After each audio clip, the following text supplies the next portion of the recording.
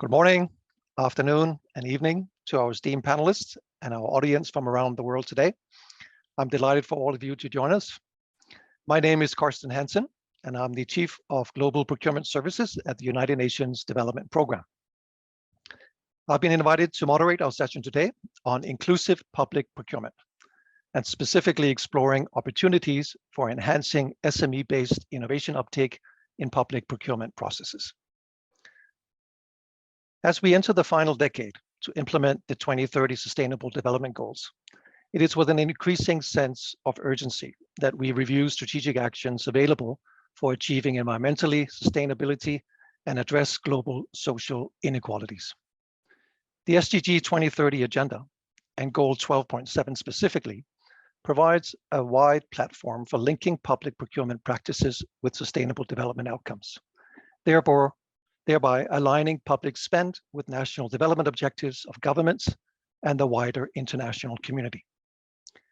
It is recognized that public procurement is an essential component of democratic governance, poverty reduction, and sustainable development. It is estimated to account for approximately 12% of the global GDP spend. Public procurement also serves as a powerful policy instrument that governments can use to propel changes in public service delivery, creating fiscal space and jobs, and to stimulate targeted private sector growth. Therefore, with sustainable development issues at the forefront of national agendas, adoption of meaningful, sustainable practices is now increasingly a requirement for public procurement to be truly considered fit for purpose. To advance sustainable development, it's critical to support private sector engagement in impact-driven public-private development partnerships. As a component of sustainable public procurement, the concept of inclusive public procurement is designed to maximize equitable economic, social, and environmental benefits with the primary aim of promoting supply diversity through economic inclusion across the supply chains. Inclusive public procurement can therefore play an important role in government procurement as an instrument for engaging SMEs and inclusive businesses in public procurement processes. In this context, it's my pleasure to welcome you to this session, where we'll discuss the benefits and the challenges of enhancing SME uptake through inclusive public procurement principles and practices.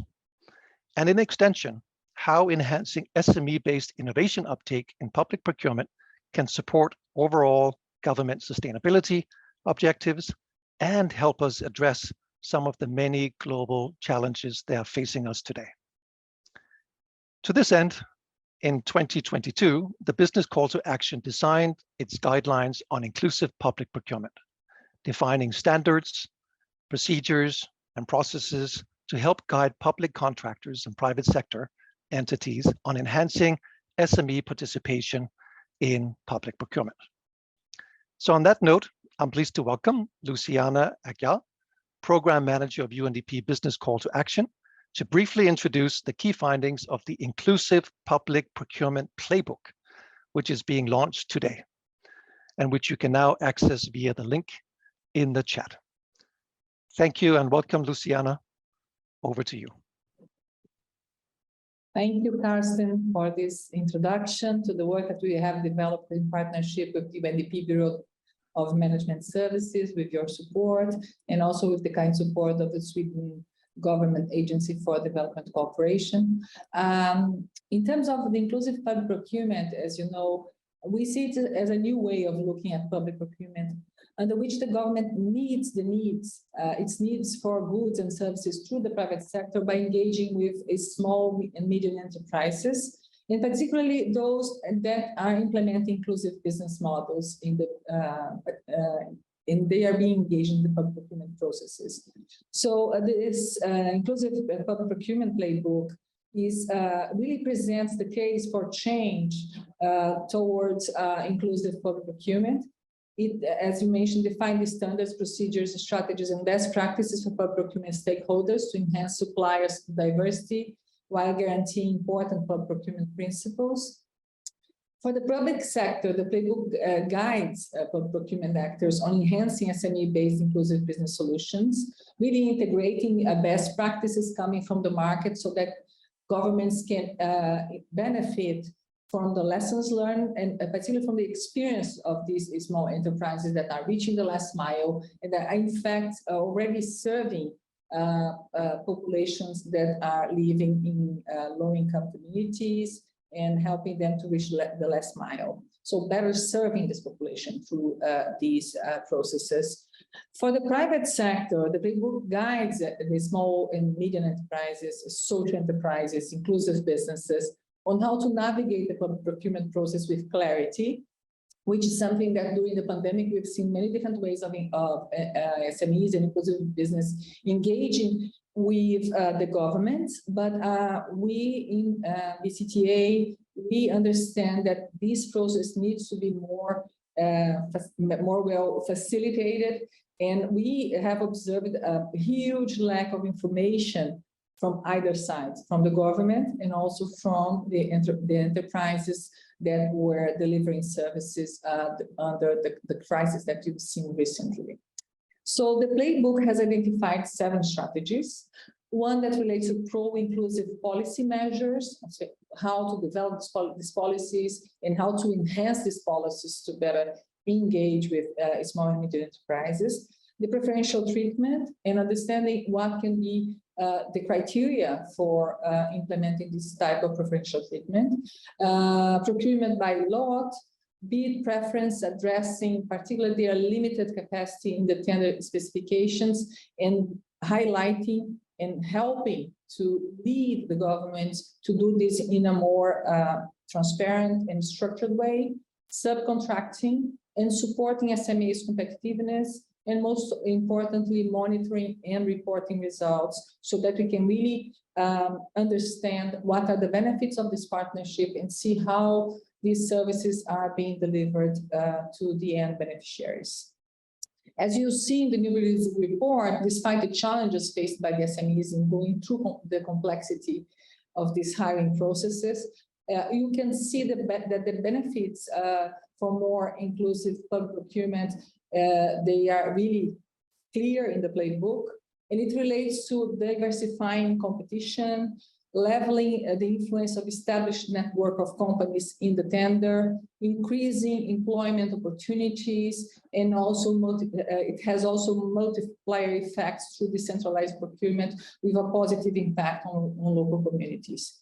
So I hope we can have the opportunity to take a look at the playbook. It was designed to help governments and to help small and medium enterprises to interact with governments in order to deliver best services to low-income populations and particularly to those that are living in the last mile. Thank you so much, Karsten, over to you. Thank you so much, Luciana. And just confirming that we have a link available for the audience so they can access the playbook online. Thank you. Now, we would like to take the opportunity to reflect a bit on the playbook and the key messaging and discuss some of the benefits and challenges of enhancing SME-based innovation uptake in public procurement. So to this end, we have a panel of public procurement experts and specialists available on sustainable public procurement principles and practices. And I'd like to start with first a round of introduction of the 4 panelists, and then we will go to the question and answers part. Also inviting, of course, the audience to participate by asking questions or raising questions in the chat box, and we'll try to incorporate those questions as well in the conversation. So first, I'm very pleased to welcome Ralph Heinrich to this panel today. Ralph is the Secretary of the Committee on Innovation for Competitiveness and Public-Private Partnerships at UNECE. In this capacity, he advises governments in the UNECE region on innovation policy issues, including innovation enhancing procurement and high growth enterprises. So Ralph, thank you very much for joining us today. As an introduction, would you like to briefly share with us an overview of your work and how it connects to SME-based innovation in public procurement? Thank you. Thank you very much, Karsten, for inviting me to this very timely an important, and I would say increasingly urgent issue. I come to this issue, as you mentioned, from the innovation perspective. I manage an intergovernmental program in which our governments work together to create a more nurturing environment for innovation, and not just any innovation, but innovations in areas that are critical for sustainable development. As you all know, science, technology, and innovation are some of the key means of implementation of the entire 2030 Agenda for Sustainable Development, SDG 17. And as you all know, we are currently not on track, neither at the global level nor in the UNECE region, to achieve sustainable development by 2030. That's where the urgency comes from. We need to accelerate progress, and in order to do so, we need more innovation. Simply put, we cannot continue with business as usual. We need to find ways of producing and consuming in a better, more sustainable way, and that is what innovation is all about. And so in the work that we have been doing with our governments, we have increasingly focused on the role of public procurement, including with and for small and medium-sized enterprises in fostering this kind of innovation. We believe it can be a great way to bring sustainability into the public sector, which is very important because the public sector is so big that we cannot achieve overall sustainability if the operations of the public sector itself do not become sustainable. But at the same time, it can be a great way to catalyze the uptake of innovations in the private sector at large. And so we have done work developing some good practices on the basis of an international policy dialogue. We have done studies and policy analysis at the national level. We've developed policy recommendations for governments, and then we have been working with governments to help them implement those policy recommendations in this area that they are taking, that they wanted to take on board.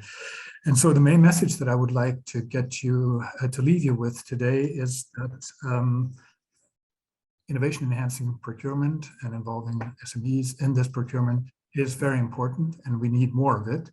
But it also has its challenges, its costs and risks. So it's not for everyone, it's not for all procurement needs, and it's also not for all SMEs. And I look forward to expanding on this message. Thank you very much. Thank you, Ralph. And we look forward to hearing more on that perspective. And I like the message as well. It's not time for business as usual. There's a sense of urgency in terms of meeting the SDG targets, and we need to find innovative ways of meeting that objective. So thank you, Ralph, for that presentation. So I'd like to move on and introduce Nina Whitmock. So Nina is a public procurement analyst at Binova, which is the Swedish governmental agency for innovation. And I'm so impressed that you have that agency in place. Nina, thank you for joining us today. As an introduction, would you also like to share with us an overview of what you do at Binova and how it connects to SME-based innovation in public procurement in Sweden? Thank you. Oh, certainly, thank you. Well, the main goal with Binova is actually quite similar to what Ralph was describing. I mean, we existed in this form and in former iterations as an agency that tries to foster innovation or foster conditions for innovation. Rather, you can't force innovation; it has to be conditions.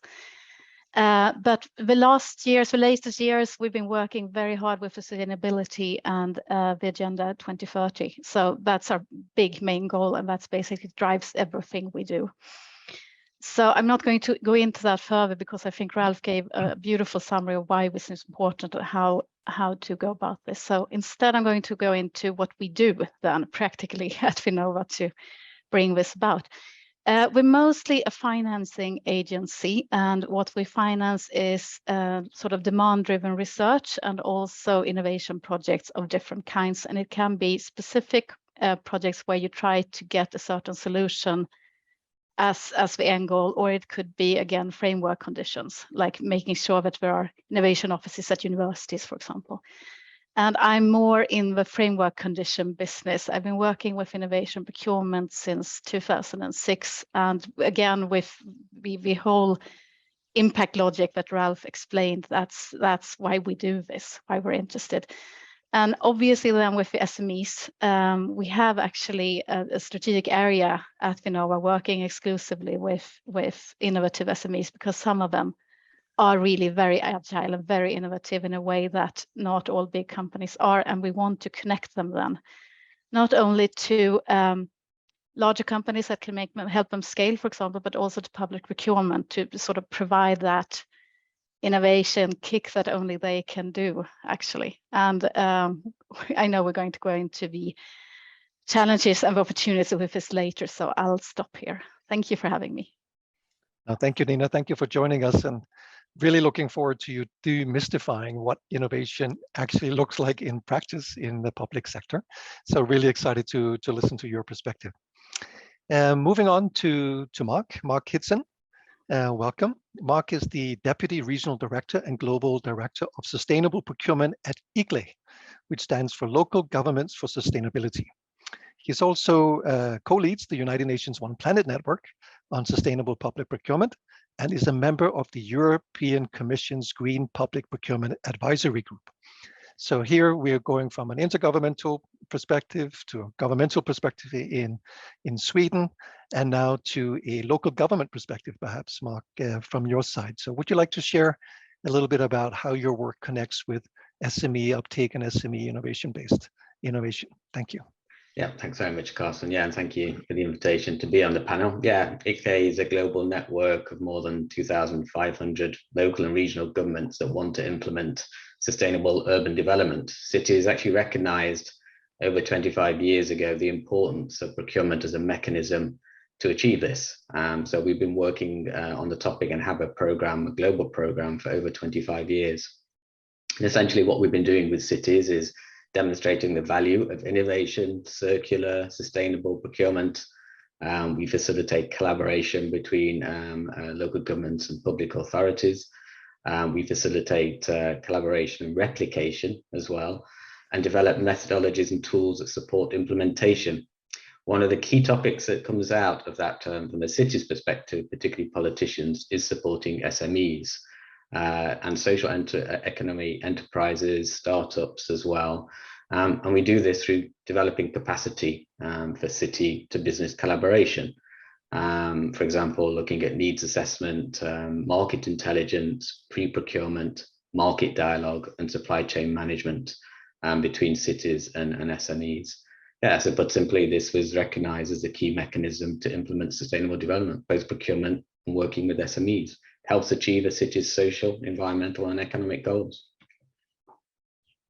Exciting, Mark. Thank you very much. And really, I would like to take the opportunity to thank IGLE for sharing the tools and methodologies over time. As a procurement practitioner myself, I've been benefiting from your guidelines over the years. So I appreciate that for sure, and looking forward to hearing your perspective on the local governance perspective.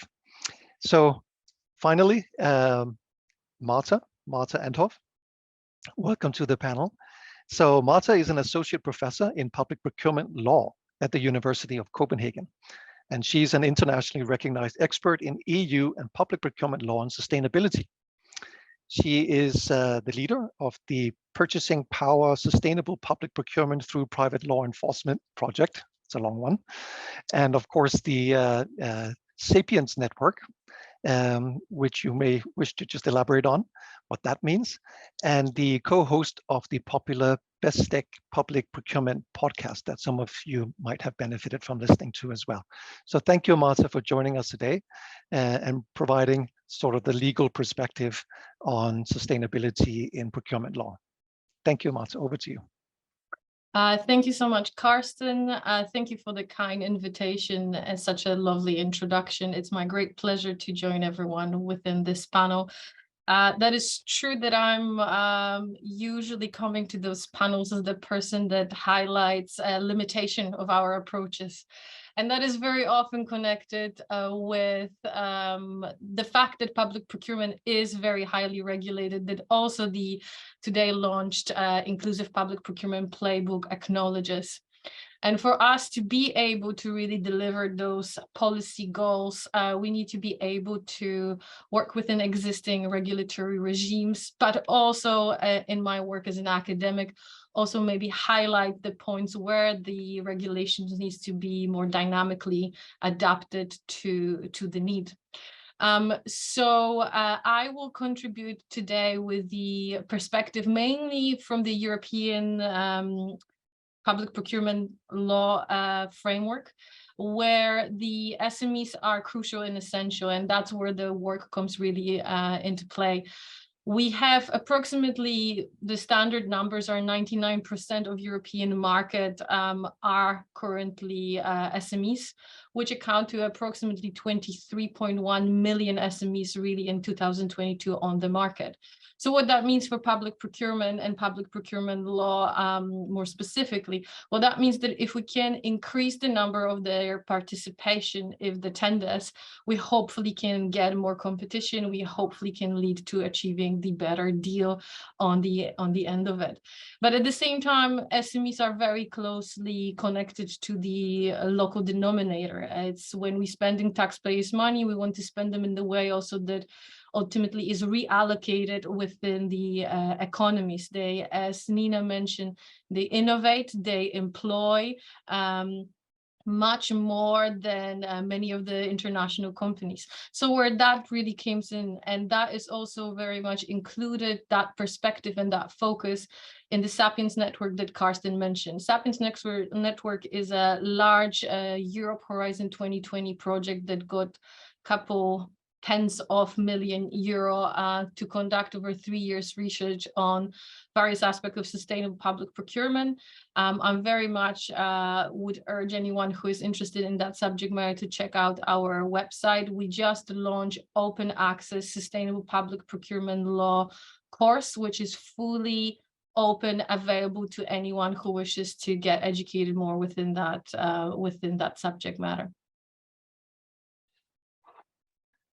Thank you very much, Marta. Absolutely highlighting those courses on your website. I know we have taken advantage of those and they are excellent. So thank you for sharing that as well. Yes, I think it's really important to have a legal perspective in this conversation. Again, me as a procurement practitioner, I think as public procurement practitioners in general, we are risk averse. We are custodians of taxpayers' money. We are under scrutiny and for good reason. So we want to make sure that we abide by the rules and regulations that guide our work. And when we talk about sustainability and sustainability integration and rollout in public procurement, it's so important that we have that legal dimension as the foundation for taking that forward. So thank you, Marta, for joining us today and to contributing to this conversation. So thank you, everyone, for the introduction. I would like to loop back to Ralph to kick off the session. And Ralph, perhaps we can start with, fundamentally, what are the benefits and challenges of enhancing SME-based innovation uptake through inclusive public procurement from your perspective, working with the many different governments that you are engaged with?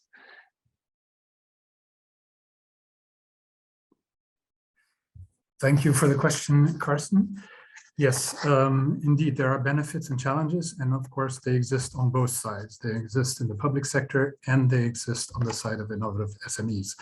And it's important to weigh the opportunities and the risks involved in an innovation procurement with SMEs and the benefits and the costs appropriately and to get the process right. On the side of the public sector, one of the key benefits is really that it's a way to bring innovation in. And I think it is critical, in my opinion, to make the public sector itself more sustainable. We cannot do that without procurement bringing in innovation into the public sector. The public sector delivers a host of essential services to the entire economy: healthcare, education, infrastructure, public security, you name it. And the governments at all levels have a responsibility to deliver those services in a sustainable way. Otherwise, we can't meet our sustainable development commitments. Scaling back those essential services in order, for instance, to reduce our footprints is clearly not an option. So we have to find a way to maintain or even expand those services, also in the spirit of inclusiveness, and do so while reducing, for instance, our environmental footprints. For innovative SMEs, having access to the public sector as a client can potentially make all the difference between survival or going under, or between stagnation and growth. And here it's perhaps important to emphasize that not all SMEs are equal. It's true that SMEs are of general significance because they employ a large fraction of the workforce in every economy. And so from that perspective, one could perhaps say they should be allowed access to public procurement simply on fairness grounds, on grounds of leveling the playing field. But we should also recognize that most SMEs are not really dynamic.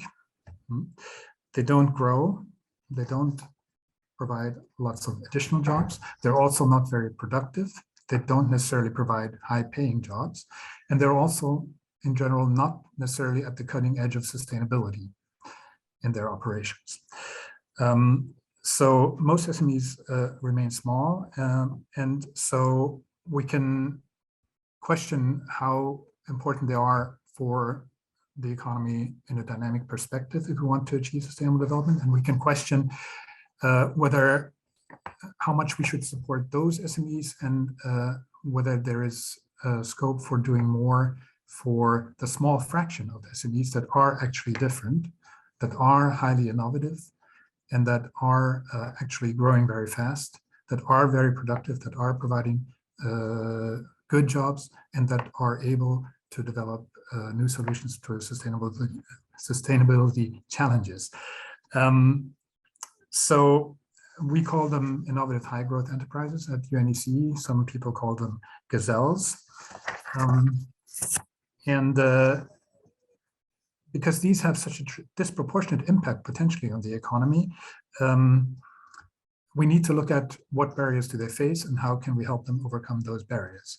And when we talk to companies, when we go into countries and we talk to companies, SMEs that are actually not very innovative, and we ask them why, we often hear, well, we don't want to take the risk of innovating because we don't feel that there will be a market for our products, or we hear we lack the funding that we would need to pay for R&D and to cushion the risk that this involves in terms of cash flow, etc.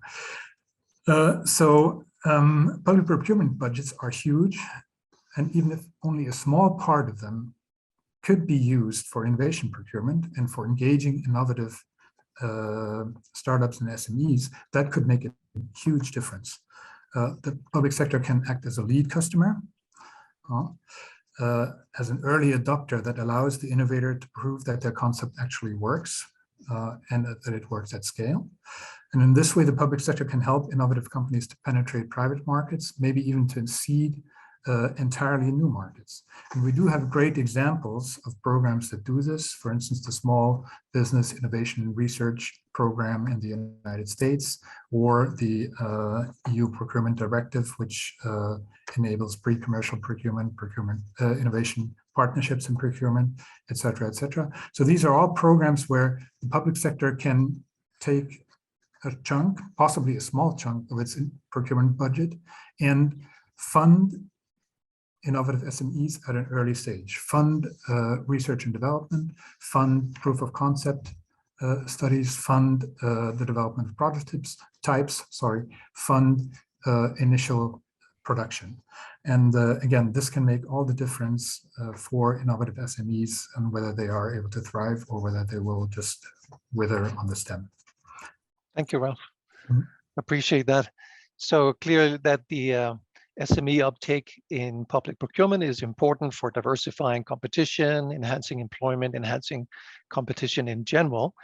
But on the innovation side, I think your message is clear that not all SMEs are equal, and there's some trade-offs in the innovation space that public procurement should be considering. So perhaps a good segue, to the work of Binova. Because you are actually providing those supporting frameworks, if you wish, for SMEs with an innovation potential. And, would you like to maybe, based on your work at Binova, talk a little bit about how innovation integration actually works in public procurement and how we can support innovative SMEs in this space? Thank you. Certainly, thank you. Well, when I started doing this, I'm going to go into a short anecdote. We thought that if we provide funding for public sector to try doing innovation procurement, they will come and a lot of projects will happen and we will get to study the effects and so on. So we tried that several years and it's been so hard getting applications to do this. So, okay, so obviously there's more to this question than just, do we have a funding not only for their own sake, to do the work, but also to help fund the companies like Ralph spoke about innovation partnerships. We had money for that as well. And we found projects, obviously, but not as many as we wanted to. So my takeaway from this and several others in Sweden is that the innovation integration, it demands something of these public sector entities. They have to, at minimum, have some sort of decent level of portfolio strategy when they go into different procurements. This need of finding, niches or areas where innovation procurement actually is feasible and interesting. And they sort of have to see both, well, where it's relevant for their own needs, but also where it's actually feasible, because for that you actually need to have a good market knowledge, knowing, when is this possible for the companies to actually innovate around? Is it possible at all?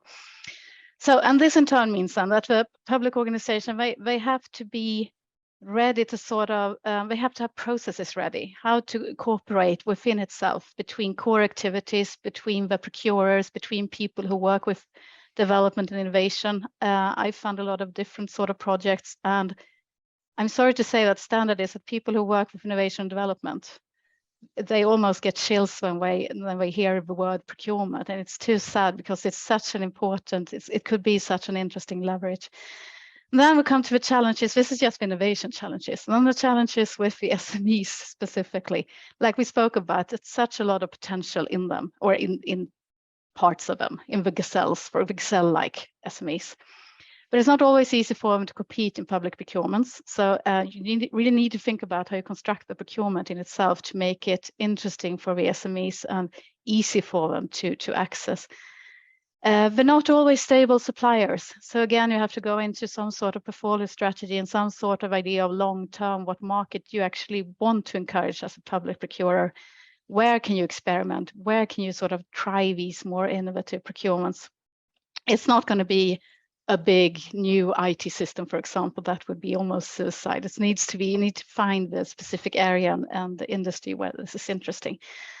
And also, is there anything you can do to encourage scaling and robustness of these SMEs?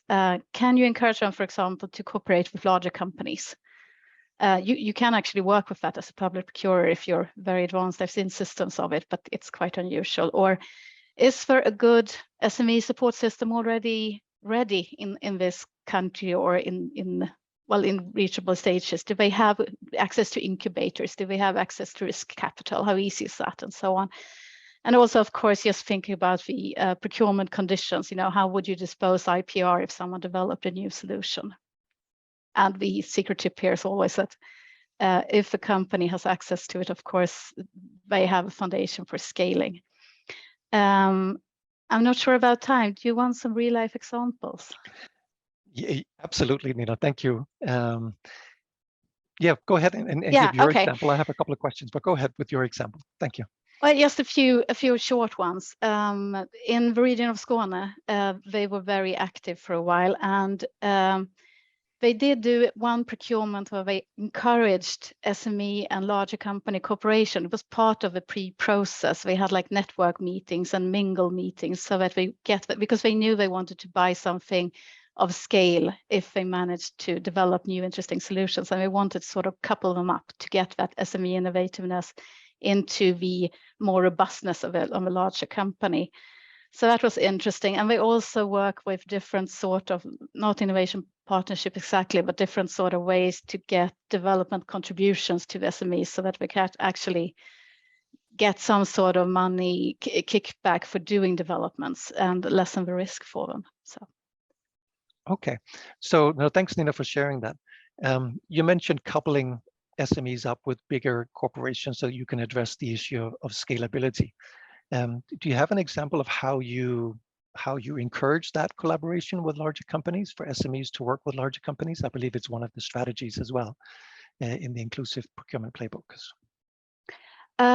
Yes, I mean, apart from what the Skåne region did with, networking events, that sort of thing, I've seen in Norway, they had a specific program, actually. It's like a sister agency to Binova. They also do innovation support.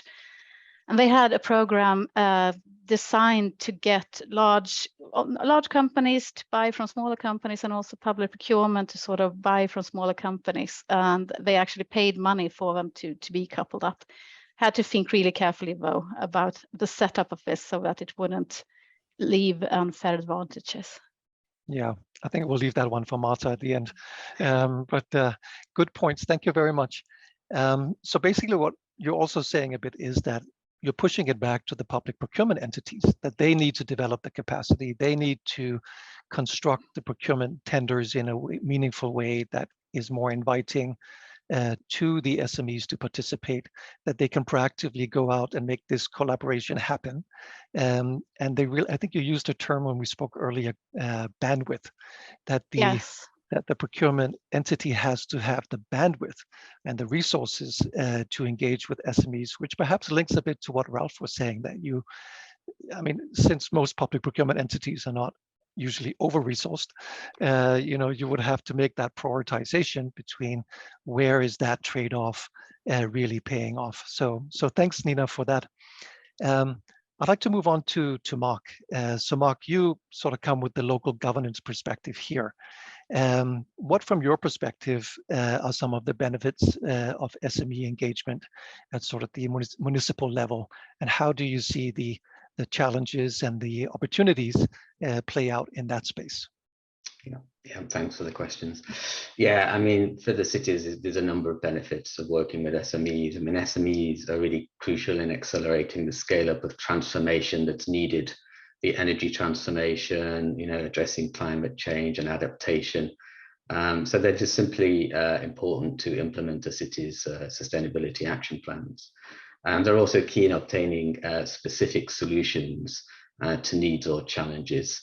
In many cases, a need for a city is not necessarily buying a product or a particular service.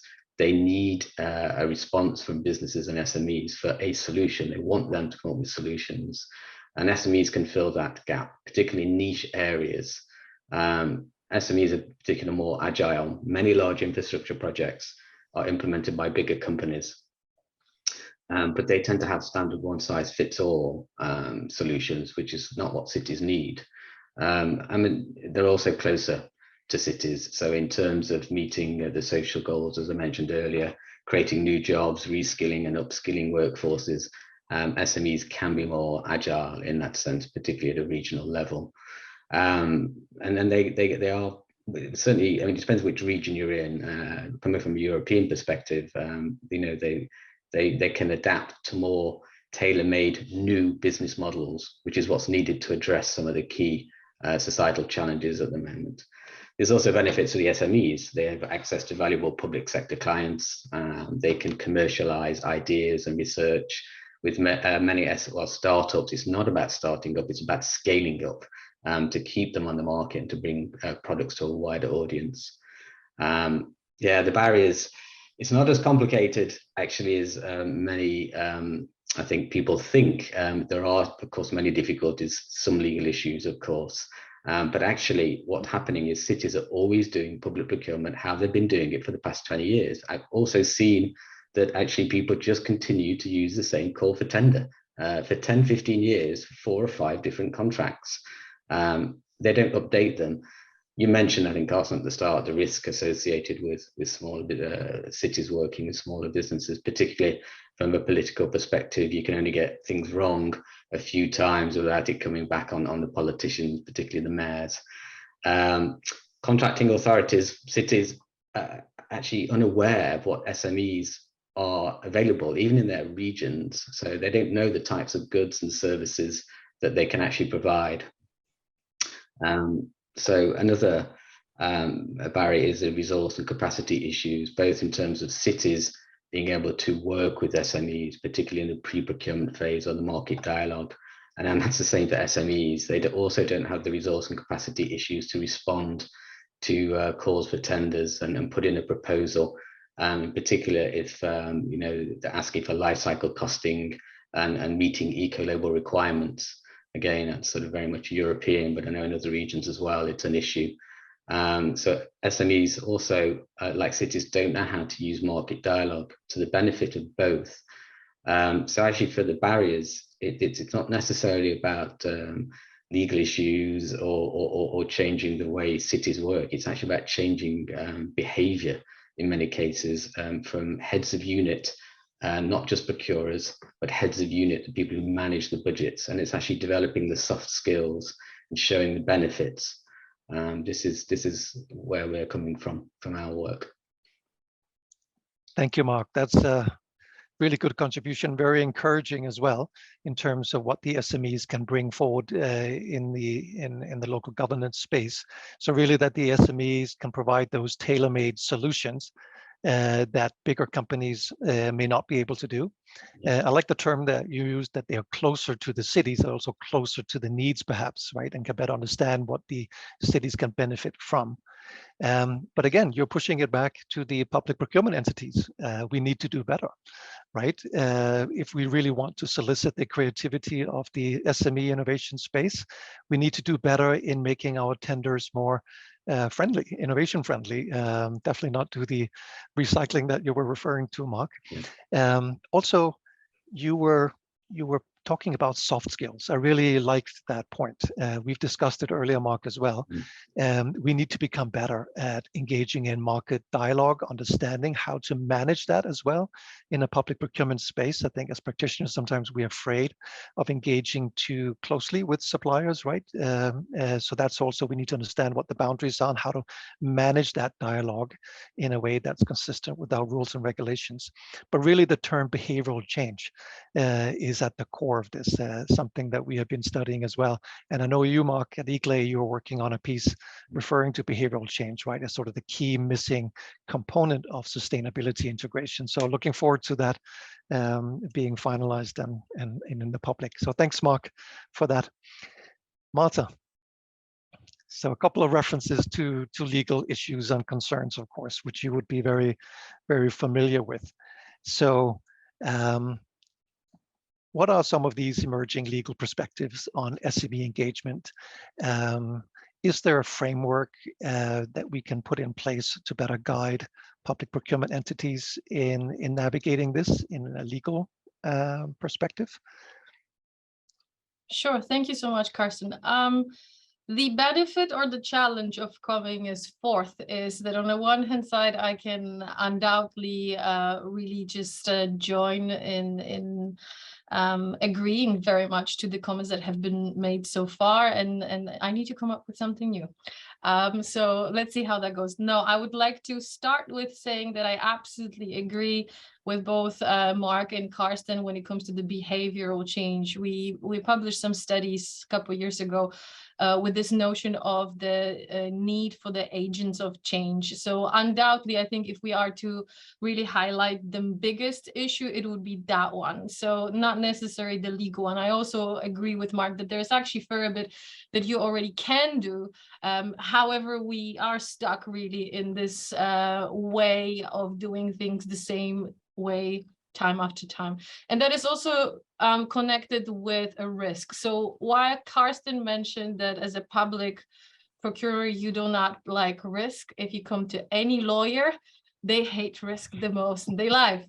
So that's why we usually, when we enter the room, it's a bit like dun dun dun type of thing, because we very rarely come and say, yes, of course, let's do that. We usually say, well, this is all the reasons why we advise you not to do that.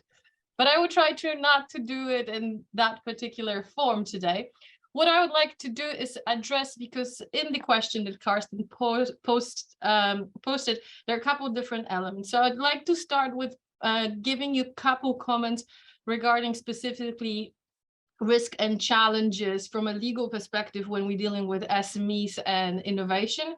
Then a couple words on the need of recognition of the differences between operating with policies and regulatory frameworks. because the policies might be something that would be nice to have, but if the law that you currently have in your jurisdiction is prohibiting you to do that, no amount of good policies is going to help you. And the last bit that I would like to highlight is to little bit reflect, again, specifically with the European concept, but I think many jurisdictions broadly have a similar approach of what type of initiatives have been rolling out to facilitate both for innovations in public procurement and the SME participation. So when it comes to the risk with SMEs or the challenges with SMEs, it is for procurement lawyer or legal counsel assisting contracting authorities, it is the risk, and once again, risk. What I mean by that? Well, the first thing that we would consider is, on the one hand side, the efficiency, the value for money, and the need for aggregation. So what I mean by that? Well, if we're going for the bigger, the better. From efficiency perspective and from value perspective, very often that might nudge us towards big suppliers. Why? Because you're dealing just with one company, not, let's say, with 15 lots. So resource-wise, it's less of a problem. Also, if you buy in a big bulk, you may get a nice, decent discount on your purchase. So again, that's something that when it comes to value for money would make us happy. That is also as a challenge that occurs when it comes to this aggregation of procurement versus division into smaller lots or even just smaller contracts that will be fully addressed to SMEs, is largely also connected with administrative makeup of the jurisdiction that you're in. So some countries are structured administratively in a way that you centralize as much as your procurement as possible. So then it will be very difficult to, again, fully embrace the SMEs approach versus others that are much more delocalized and decentralized, or localized being decentralized, that might be more prone in the scale of actually targeting SMEs. Now, another issue that we tend to see is the notion of resilience of SMEs. This is something that has been very much at the forefront as the COVID-19 was rolling out. How resilient the SMEs are under stressful situations, and it is indirectly also connected with the questions of liquidity of SMEs.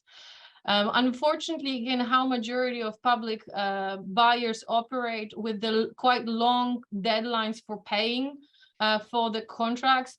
Unfortunately, we see time and time again that the public buyers will run the SMEs to liquidation of bankruptcy, because if you need to wait 90 days to be paid out, many SMEs will have quite big of a challenge of that. And last but not least, there is also a question of professionalism, and I wouldn't want that to be misconstrued. This is not to say that SMEs are not professional, but public procurement is very specific beast, highly regulated, highly formalized. It does not really work that if you're not sure about something, you can pick up the phone and ask your future client what I can change, how I can do it differently. You, so to speak, have one shot on submitting that tender, and you cannot really go back and forth and change things. This requires a certain skill of knowing how you engage within procurement process. And that is a bit, at times, problematic, this very formalistic approach. So that when it comes to some comments on SMEs, on innovation, well, again, from the procurement law perspective, it's a bit tricky because you need to be able to write your technical specification, meaning you need to be able to write what it is that you're buying. So when you're buying innovation, which in itself, of course, has a certain level of unknown and things can change along the innovative process, this to a certain extent raises a challenge that, of course, can be addressed, but I'm just putting that on the map that we need to be aware that this is a little bit different type of procurement. That is also connected at the execution phase of the public contract. If things change with innovation, which is so to speak written in the character of innovation, it's problematic from a procurement contract perspective. If you change too much, then it accounts to what we refer to as unlawful modification of the contract, which in the end leads to the fact that you awarded without having an open tender contract, which is probably in context of procurement law the highest breach that you can conduct. So you can get yourself in quite a bit of troubles. Now, there is also, in context of innovation, the need for flexibility, which this need for flexibility is problematic, again, in which jurisdiction you are, because in those jurisdictions that still deals fair bit with the issues of corruption, this is a big no-no. The more flexibility you give to the parties, the higher risk of encountering type of corruptions. Now, policy versus law. It is very nice, and we all like to have policies. I myself had a pleasure of contributing to a couple, but what you need to always have in mind that never mind what great policies are in place, if the law prohibits you doing certain things, no lawyer will give you a green light to do that. So, for example, for current European legislative system, as much as we would want to have promotion of local food bought from local farmers, you cannot do it if the contracts trigger EU law. You cannot give preferential treatments. You cannot really have a strategies of specific inclusion for SMEs and so on. So I'm giving you the most rigid example of European perspective. Please have in mind that, as also the playbook indicates, in many different parts of the world, you can do more. So we're hoping that we learn and we're going to do better.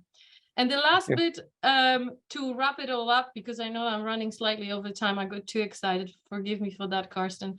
The last bit that I would want to just indicate is, so what we did with law currently that actually indicates some help. In context of SMEs, in the newest European set of rules, we nudged towards division of lots. So we nudged to what we refer to European single procurement document, which is narrowing down the formalistic requirements from SMEs to lower the burden of entering the procurement process. We also predicted a direct payments to subcontractors, which can be helpful. And we combined the pre-commercial procurement with commercial procurement stage through introduction of procedural innovation partnership to hopefully merge those two elements to escape the risks that are present there.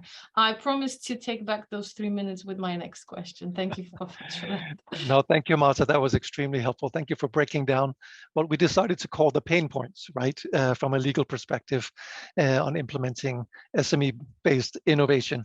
So lots of things you raised here, Marta, but I like the point about resilience of SMEs, because I think perhaps it could work both ways, right? So there was a concern about SMEs being maybe more or less financially resilient, referring to the COVID-19 situation, but exactly the COVID-19 situation also showed the vulnerability of globalization, of supply chain disruption, and perhaps resilience lies in the fact that you have a localized SME-based support behind your supply chains rather than a global, international, larger company. So a point to reflect on there.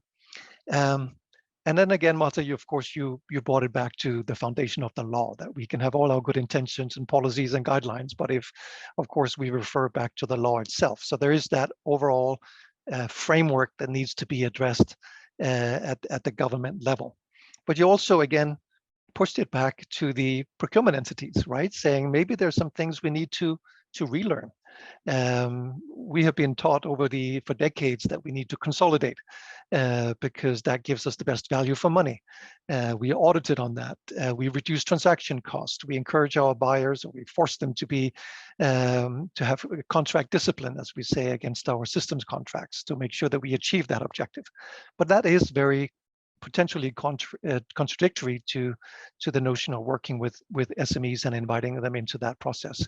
So really the idea of breaking it down into smaller lots that are manageable by smaller companies to address the issue of scalability would be quite key. And maybe coming back to the point that Nina raised about, we have to look at how we construct the tender document itself in that regard. And then, of course, Marta, you mentioned and used the term need for agents of change, coming back to these sort of institutional capacity and professionalization of the public procurement entities themselves. So that sort of leads me back to Ralph and a question to you. So from your perspective, what differentiates governments and local contexts in terms of enabling SME-based innovation uptakes? And what are the government side enablers which you see could better facilitate SME-based innovation uptake? Yes, thank you for the question. And I think what I have to say dovetails very neatly with what has been said before by basically everyone in terms of the challenges that we see and the responses that we might consider. Just maybe two remarks on the question of resilience. On the one hand, I think the COVID pandemic has shown also that some SMEs are more resilient because they're able to pivot quite quickly. And again, that pertains more to innovative SMEs rather than to transitional, more stagnant sort. And the other point is related to policy. One reason why big companies are sometimes more resilient is because they have more clout with governments, and they're more effective in lobbying governments for support. Whereas SMEs, no SME is systemically important, so they have no or much less of a shot of getting support. But this is just as side remarks. Now, coming back to the actual question, traditional procurement is relatively straightforward. At the risk of simplifying, you basically specify what kind of product you want to buy. You maybe specify some minimum criteria in addition to cost, but basically you publish the tender and you buy from the lowest bidder. Innovation enhancing procurement, particularly the kind that involves SMEs, startups, is much more complicated, as was already pointed out. You need to specify not necessarily the product that you want to buy, but you need to specify the need that you want to fill. You need to include performance criteria other than lowest price, such as sustainability performance, etc., which again may create additional problems for SMEs to document that they meet some of these requirements. But this is, of course, a major issue when it comes to developing new solutions. You often need to consider a life cycle cost approach, because innovative solutions may almost by their nature be more expensive at the point of buying them in cash terms, but they may actually have a cost advantage over the entire product life cycle. And so we may need to be able to factor that in. And that again speaks to the question of the requirements of going for value for money. You need, as a procurement agency, as a final buyer, to engage with the market at the very beginning in order to understand which potential solutions are already available, what technological possibilities may exist for developing better solutions. So you need to engage with the business sector before you actually start the procurement process and a competitive dialogue, pre-commercial dialogue, etc. And then, Ralph, if I may ask, I think in our preliminary conversation, you actually had a really good case referring to how SMEs could fill that space. I'm a little bit cognizant of time, but if you maybe in 1 minute could just refer to that case, because I think it was very illustrative of how it could work. Yes. Okay. So, but I will come back to the other points I wanted to make. So the case that we had at a recent conference was retrofitting buildings to make them net zero. As you know, the built environment is responsible for about 1/3 of global climate gas emissions. And we have a lot of technologies that can make buildings net zero. And they are being increasingly deployed in new buildings, but we of course have a huge stock of existing buildings, which are anything but net zero. And so there are companies that are developing innovative solutions to retrofit buildings to make them net zero. And we have examples where governments have acted, again, as I mentioned before, as lead customers, as early adopters that help these companies to get their innovations off the ground.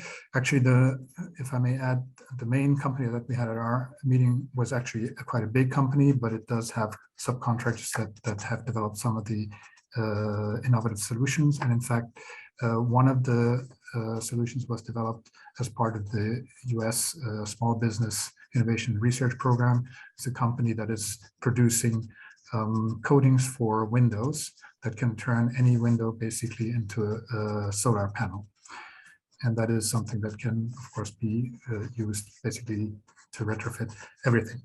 Anyway, I wanted to come back to the point that if we want to go into innovation procurement, we need to have the possibility to finance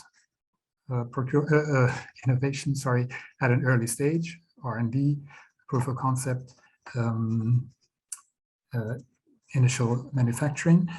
And so all of this, in my opinion, raises three main challenges for procurement agencies. One is what could be subsumed under the heading, again, of behavioral change, or the capacity of procurement agencies to deal with these complexities, engaging with the market at an early stage, managing contracts that go beyond simple value for money, that go beyond buying the cheapest offer. Then we have risk, as again was mentioned before, the risks from a legal perspective, but also from an economic perspective. For instance, you might finance R&D by a startup company, but at the end, you might not get a viable product. Or the risk that there might be a product that's viable in principle, but the SME might not be able to deliver the production at scale. So there are these kinds of risks. And then, of course, we have the antitrust, competition, state aid concerns that need to be addressed at the level of law and regulations. So on the one hand, innovation enhancing procurement, bringing in SMEs would, as you already mentioned, Carsten, ideally require to give the procurement agencies and the final buyers a lot of flexibility so that they can actually engage with the market and they can make discretionary choices on what to buy rather than just buying the cheapest one. But on the other hand, the capacity needs to be there to do it right. And in countries, in settings where the capacity is low, including where the transparency is low in the public procurement process, where there are corruption concerns, of course, you don't want the procurement agency to have a lot of discretion. You want to make the rules, the laws, the regulations kind of rigid. And that creates a dilemma because that, of course, significantly constrains the ability to engage in innovation enhancing procurement and to bring innovative SMEs into the fold. And so perhaps the takeaway is that we need to be pragmatic also in where and when we use innovation enhancing procurement and where we bring innovative SMEs in. It doesn't make sense to try to make all procurement about innovation. If you're going to procure new office chairs, you just do it the traditional way. So just reserve the capacity that you have, reserve the capacity to take risks that you have for those areas where you really need to procure something that doesn't exist, or where you really want to find out whether what you're doing it in the right way or whether there's a better way of doing it. Thank you. Thank you so much, Ralph. Some really good points you raise here. So firstly, not all SMEs are equal, you said in the first round. And secondly, not all institutional frameworks and public procurement entities are equal. And that really comes back to the notion of capacity, having the capacity to deal with the complexity of managing SMEs and in extension, managing the innovation space. Also like the dimension of the economic risk, this notion that in public procurement, perhaps we are less willing to accept failure, which is something that you would have to accept in innovation. Not all innovation projects turn out right. And there needs to be a pre-agreement that is acceptable, I guess. So really good points. I'm cognizant that we have 6 minutes left of this session, but I would like to come back to Mark because Mark, you were monitoring the sort of municipality space and local government space. And it seems to me that the local governments are much better at harnessing the SME engagement and innovation space. Why do you think that is? You alluded to a little bit that they're closer to the market perhaps, but could you elaborate on that point briefly? Thank you. Yeah, definitely. Yeah, I mean, yeah, it's true. I think cities in particular have been leading the way in terms of sustainable innovation procurement and working with SMEs on that. I mean, this is partly due to the political backing and the understanding of the benefits it has for the cities, but also supporting SMEs, and particularly at the local and regional level. When we're talking outside of Europe, this is quite key, and many public authorities and cities can work directly with local and regional organizations. In Europe, it is more difficult because of the single market. But also, and actually this is something that Ralph mentioned, we haven't talked about it much, but lowest price, again, particularly outside of Europe. In many cases, cities and public authorities are not willing to go beyond the lowest price in terms of criteria. I mean, in many cases in Africa, it's actually in the legislation, you have to choose the lowest price, some other regions as well. But actually cities and regions are trying to push that and go beyond that. So they're willing to do that. Because they see the benefits. They know they need to act on climate, the current climate crisis with the pandemic, for example, because they're seeing the impacts directly at cities. Yeah, you said the relationship is easier. It can be with SMEs. You can meet SMEs, particularly from the region for cities. But I think there's a number of actions that really can be done here to work and replicate what cities and regions are doing. And I think it's about learning about the process, the factors that have made a success of working with SMEs, and replicating the methodology, not necessarily replicating the product or service, because they can differ in each city, but the methodology, I think, is quite key, and having specific guidance on how to engage, do the market engagement. And cities are willing to do this. Also, from a city perspective, they're willing to look at the pre-procurement. Sometimes it's too late. If you're just looking at putting technical criteria into a procurement process, it's too late. You need to look at the market before. We call it market intelligence, find out what's possible, what can SMEs offer, what's up and coming through the research and development. This is quite key. No, thank you, Mark.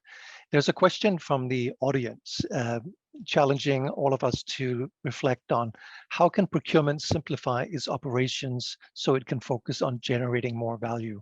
And here, Mark, you were talking about replicating methodologies. Perhaps there's been mention of market dialogue. There's been mention of constructing templates in a more SME-friendly way. Nina, from your perspective, from an innovation perspective, what would you say would be a way, what would be sort of the enabling conditions that would need to be in place to support SME engagement? Oh, certainly. There's been so many interesting things. I'm just trying to organize what. And we have 2 minutes left, by the way. Okay, super short then. In Sweden, what we've been looking at. First of all, you need to have some sort of support, both for public procurement organizations and also for the SMEs that actually want to participate, like a procurement authority, a procurement network, something to help people just along with methodology. There has to be some sort of, like was pointed out by Mark, some sort of methodology of how to engage with the market. We have examples like that in Sweden, like something called demand accelerators, for example. There's a Norwegian innovation procurement program, which is also designed to get that sort of dialogue happening and just how to go about it practically. If you can do anything to increase the bandwidth, which we spoke about earlier, for public procurement organizations, like, for example, organized buyers groups, so they can coordinate market dialogues and coordinate understanding what's out there and so on, to get a bit more of scale.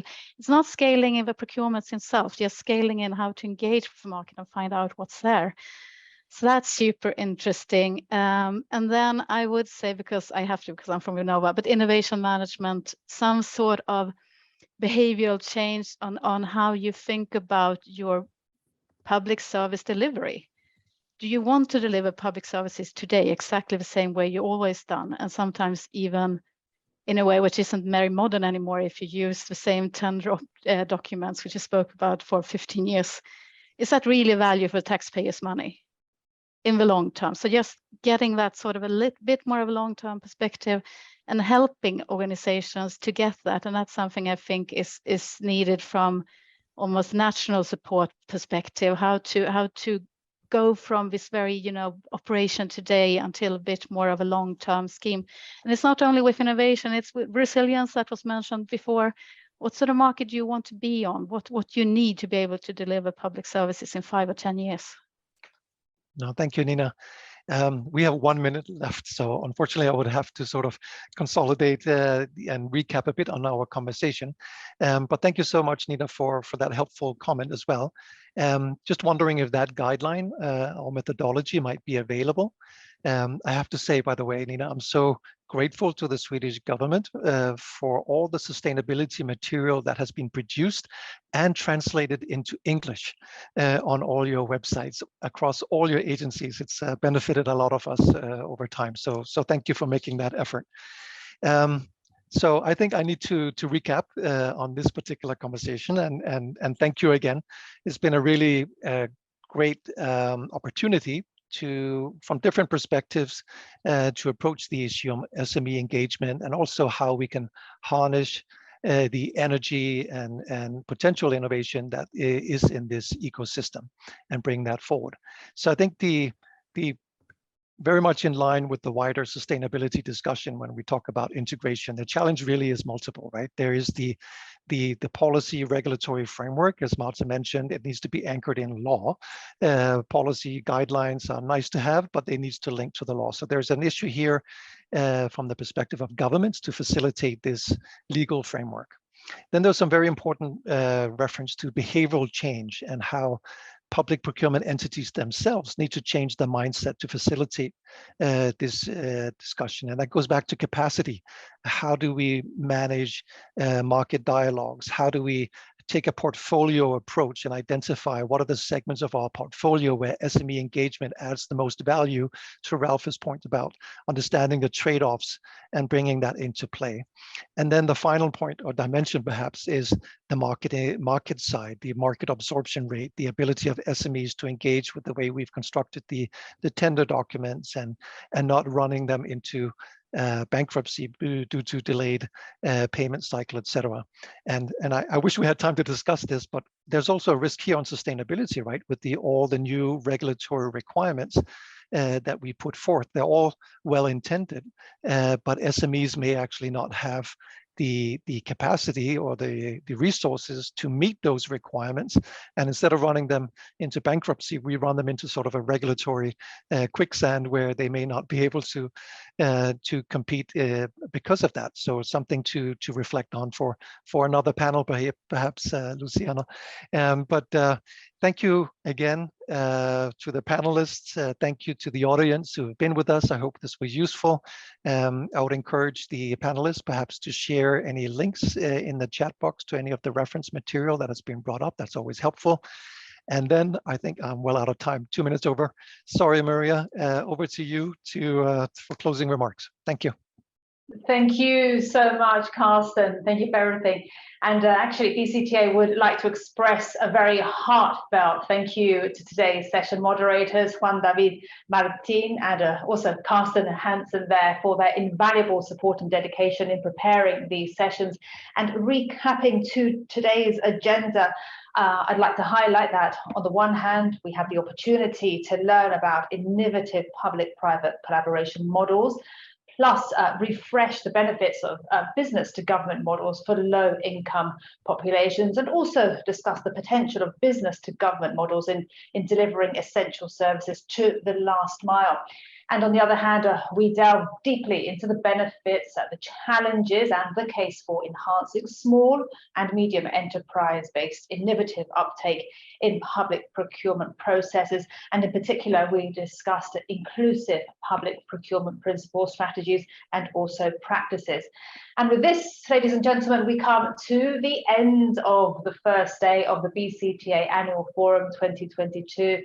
We hope that today's sessions gave you something to think about and inspired you at the same time. So do join us tomorrow for equally riveting discussions on impact measurement plus management and effective public-private partnerships for development cooperation. Once again, I'm Maria Ramos, official host of the 12th BCtA Annual Forum, and it has been fantastic to be with you today. See you on day 2. Have a pleasant morning, afternoon, or evening, wherever you are in the world right now. Goodbye and see you tomorrow. Take care.